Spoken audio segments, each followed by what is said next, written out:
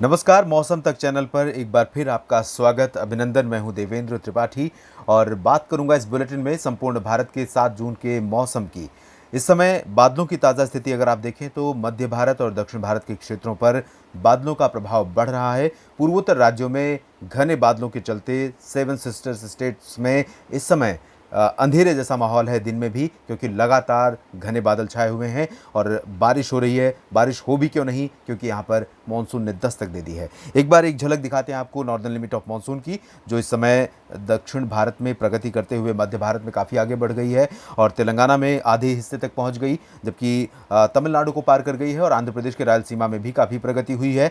पूर्वोत्तर भारत में अच्छी प्रगति हुई है। एक ही छलांग में इससे पहले पिछले 24 घंटों के दौरान जब मानसून की अक्षीय उत्तरी जो सीमा है, नॉर्दर्न लिमिट ऑफ मानसून, ये बंगाल की खाड़ी के उत्तर पूर्वी हिस्सों पर थी और एक ही छलांग में मानसून आगे बढ़ा है और पश्चिम बंगाल के बागडोगरा तक मानसून पहुंच चुका है। नॉर्दर्न लिमिट ऑफ मानसून पहुंच चुकी है। अलीबाग मुंबई के ठीक दक्षिण में है, जहां पर मानसून की उत्तरी सीमा है और साथ ही साथ मध्य महाराष्ट्र में पुणे तक मानसून पहुंच गया है। आने वाले समय में भी प्रगति की संभावना है, लेकिन ये जो प्रगति हुई है 4 स्टेप में, एक दिन 3 जून को केरल पहुंचता है मानसून, उसके बाद अगले दिन 4 जून को ही लंबी छलांग लगाता है और आधे कर्नाटक तक मानसून कवर कर लेता है। उसके बाद 5 जून को भी काफ़ी आगे बढ़ जाता है और 6 जून को भी मानसून में अच्छी प्रगति हुई है और इसी के चलते इस समय बादलों की जो स्थिति है आप देख सकते हैं। मौसमी सिस्टमों की बात एक बार फिर से करते हैं।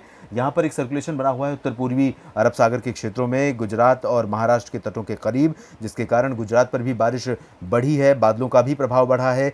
यहाँ ये सिस्टम प्रभावी रहेगा अगले 24 घंटों तक और इसी सिस्टम के करीब से केरल तक एक ऑफशोर ट्रफ बनी हुई है, जो ऑफशोर ट्रफ बनती है मानसून के सीज़न में और इसी ऑफशोर ट्रफ के इर्द गिर्द जहाँ पर ये ज़्यादा एक्टिव और इंटेंस होती है, वहाँ पर ज़्यादा इंटेंसिटी होती है बारिश की गतिविधियों की। पूर्वोत्तर भारत के क्षेत्रों में भी असम और आसपास के भागों पर एक सर्कुलेशन बना हुआ है, जिसके कारण पूर्वोत्तर भारत में काफ़ी अच्छी वर्षा देखने को यहाँ पर मिल रही है। यहाँ पर इस समय आप देख सकते हैं जो पूर्वोत्तर भारत का क्षेत्र है, यहाँ कई इलाकों में वर्षा होने की संभावना है। हवाओं का प्रवाह देखिए बंगाल की खाड़ी की तरफ से लगातार मणिपुर, मिजोरम और त्रिपुरा समेत असम और मेघालय, नागालैंड तथा अरुणाचल प्रदेश के समूचे ये जो पूर्वोत्तर रीजन है, इन भागों में किस तरह से हवाओं का फ्लो यहाँ पर बना हुआ है और ये एक्टिविटी, ये फ्लो लगातार 48 घंटों तक रहेगा और पिछले 2 दिनों के दौरान जिस तरह की वर्षा यहाँ पर दर्ज की गई है, चाहे वो मणिपुर हो या मिजोरम या त्रिपुरा या फिर मेघालय, नागालैंड, असम और अरुणाचल, इन सभी क्षेत्रों में आगामी 48 घंटों के दौरान इसी तरह की बारिश होने की संभावना है। इंटेंसिटी मध्यम से तेज़ रहेगी। कई इलाके ऐसे हो सकते हैं जहाँ पर ट्रिपल डिजिट में रेन रिकॉर्ड की जा सकती है, यानी कि 3 अंकों तक जा सकता है, 100 मिलीमीटर से भी ऊपर बारिश का आंकड़ा 24 घंटों की अवधि में। और पिछले 24 घंटों में, पिछले 6 दिनों के दौरान यानी 1 जून से 6 जून के बीच में संपूर्ण भारत में जो वर्षा रिकॉर्ड की गई है वो सामान्य से 44% अधिक है। तो अब तक अगर देखें तो मानसून की प्रगति काफ़ी अच्छी है। कुछ इलाकों में, केरल में भले ही सामान्य समय से 2 दिन की देरी से 3 दिन की देरी से आया था, लेकिन बाकी जो उसके बाद की जो इसकी प्रोग्रेस है और प्रदर्शन है वो काफ़ी संतोषजनक है और कई इलाकों में काफ़ी अच्छी वर्षा रिकॉर्ड की जा रही है। इसके अलावा हम देख सकते हैं कि उप हिमालयी पश्चिम बंगाल और उससे सटे बंगाल के जो निचले इलाके हैं, बिहार से सटे हुए इन भागों में, कूच बिहार और आसपास के क्षेत्रों में यहाँ पर हल्की से मध्यम बौछारें गिर सकती हैं।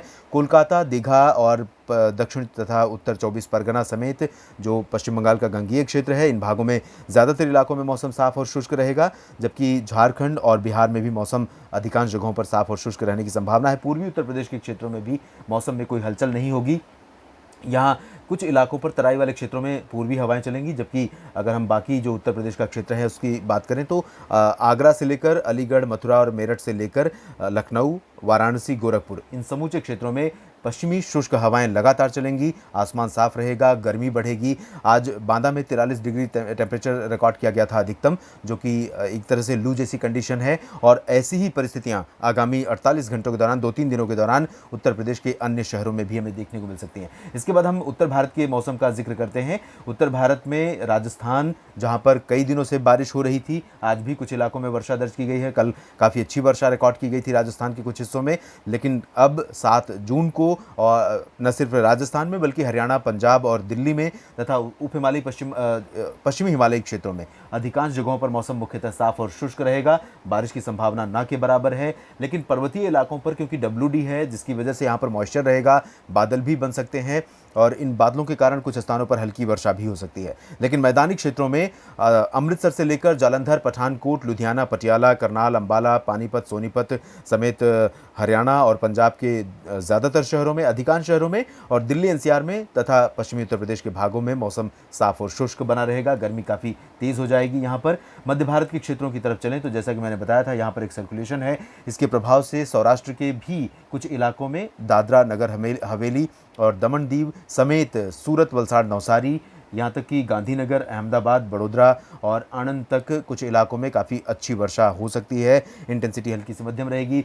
मध्य प्रदेश के भागों में भी कुछ स्थानों पर वर्षा की संभावना है, विशेष रूप से इंदौर, उज्जैन, रतलाम और मंदसौर समेत दक्षिण और दक्षिण पश्चिमी इलाकों में वर्षा हो सकती है।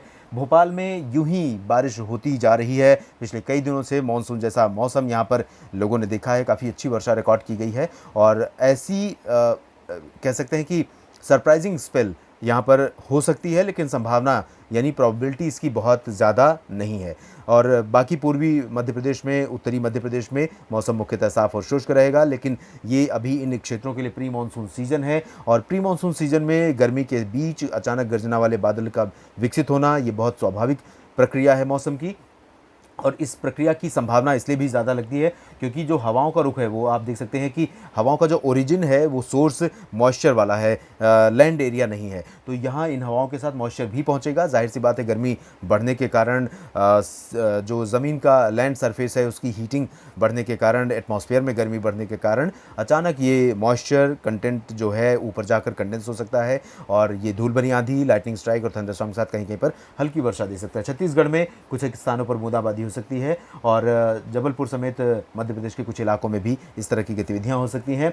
महाराष्ट्र की बात करें तो गुजरात की तरह ही महाराष्ट्र के भी कोंकण रीजन में पालघर से लेकर सिंधुदुर्ग तक सभी जगहों पर वर्षा होने के आसार हैं। पालघर, ठाणे और रत्नागिरी, सिंधुदुर्ग, रायगढ़ इन सभी क्षेत्रों में वर्षा की संभावना है। पुणे, नासिक, सतारा, सांगली और कोल्हापुर, सोलापुर इन सभी क्षेत्रों में भी वर्षा हो सकती है, लेकिन अब पहले जैसी तीव्रता नहीं रहेगी। मध्य महाराष्ट्र और कोंकण गोवा रीजन में जो इंटेंसिटी पिछले कुछ दिनों से रही है उससे कुछ कम हो जाएगी, लेकिन वन ऑफ द रेनियस्ट स्टेट रहेगा महाराष्ट्र अगले 48 घंटों के दौरान, पूर्वोत्तर भारत को छोड़ दें तो। बाकी जगहों पर जितनी बारिश होगी उसकी अपेक्षा ज़्यादा वर्षा होने की संभावना है। मराठवाड़ा और विदर्भ में भी कुछ स्थानों पर वर्षा की गतिविधियां हो सकती हैं, लेकिन इंटेंसिटी यहाँ पर बहुत अधिक रहने की संभावना फिलहाल नहीं नजर आ रही है। इसके बाद हम दक्षिण भारत के क्षेत्रों में चलें तो यहाँ कर्नाटक और तमिलनाडु, आंध्र प्रदेश के रायलसीमा क्षेत्र पर हवाओं में नमी रहने के कारण बादलों का प्रभाव रहेगा।